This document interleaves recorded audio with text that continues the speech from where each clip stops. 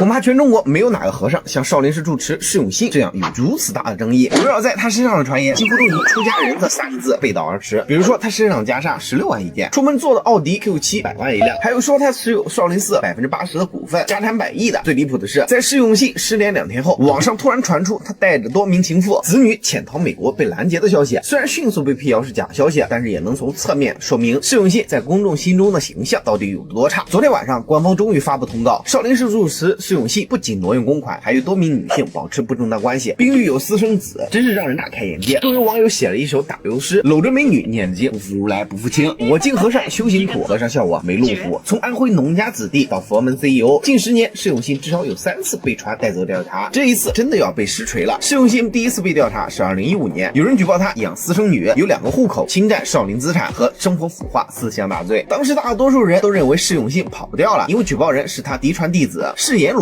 一般這種自己人舉報的內容可信度都極高，但是調查結果卻令人大跌眼鏡，僅有2個戶口為真且已經注銷。所謂私生女其實為收養的棄嬰，侵吞少林寺資產更為無稽之談。經官方審計，少林寺的賬目沒有任何問題，豪車、5星級酒店、天價袈裟都是少林寺的資產，沒有公器私用。第2次是2017年，有消息稱釋永信打算借用河南少林无形資產管理有限公司的名義，推動少林寺上市登陸資本市場，引發輿論譁然。生怕之下，網友發現少林寺的商業化規模超乎想象。首先，少林寺每年光門票收入就高達3.5亿，遠超全國多數5A級景区。其次，少林寺注冊了近700個商標，覆蓋餐飲、服飾、影視、教育培訓等行業。期間還起訴司马集团未经授權使用少林功夫的商標。網友批評少林寺過度商業化，但是释永信回答，如果少林寺不這麼做，就會有其他人打着少林寺的招牌賺錢。最後，河南少林无形資產管理有限公司的股份居然被釋永信等3人分別以80%、10%、10%持有。釋永信到底是住持還是 CEO？ 在輿論的壓力下，釋永信被迫做出少林寺永不上市的承諾，但永不上市不等于永不賺錢。2022年，少林寺又被爆出斥資4.52億拿了鄭州新區的一塊商業用地，計劃開發少林文化產業園，新建包括5星級酒店、文創園在內的一系列商業地產。好家伙，古代少林寺把自己的田地租給農民耕種，收取佃租；當代少林寺是與時俱進，直接玩商業地產，也拔商戶一層皮。近些年，在釋永信的管理下，少林寺的爭議是越來越大。大家搞不懂，本該是清修聖地的少林寺，怎麼就成了全國最賺錢的旅遊景點之一？本該是扶貧救急的僧人，怎麼就成了武術表演隊，四處走穴賺錢？少林寺松山腳下，數千家打着少林旗號開館收徒的武校，有幾個是真正在弘揚少林的文化？就連世界第一網紅 Spend 來了，都被騙到了一家野雞武校，給來路不明的師傅磕頭問他，他以為自己接觸的是正宗的中華文化，其實全是裝神弄鬼的糟粕。這種亂象，少林寺知不知道？如果知道，又為何不管？難道是釋永信在其中有什麼不能說的秘密嗎？少林寺用1000年積攢下來的聲譽，在釋永信等人打着與時俱進的旗幟下迅速商業化，其本質是對少林文化的變現。也許變現所得都用到了正道上，但是問題是，信仰能變現嗎？信仰該被標價嗎？這個問題不禁讓人聯想到電影《天國王朝》裡的一個經典場景：一場大戰後，基督教將軍問伊斯蘭的薩拉丁，耶路撒冷究竟有什麼價值？竟然能讓這麼多人捨生忘死。薩拉丁回頭一笑答道：一文不值。然後他又把雙手放在胸口回答：无價之寶。信仰就該這樣，超越世俗的價值才對。釋永信的過度商業化變現，傷害的只能是少林寺1000年聲譽。說到底，人們不是不讓少林寺掙錢，或一定要讓僧人過苦日子，但是少林寺與商業化之間是不是應該有個邊界？不能說房地產搞錢，少林寺就拿地搞開發；餐飲賺錢就蓋5星級酒店。那麼以後 AI 賺錢，少林寺是不是要弄個 AI 寺廟，在虛擬世界再賣一次票？凡事過頭了肯定會被反噬，所以別再透支少林文化了。少林文化不僅屬於嵩山，更屬於14億中國人。這裡是帥軍財經，一個有溫度有深度的財經博主，歡迎大家關注，主頁有更多精彩視頻。我們下期節目再會。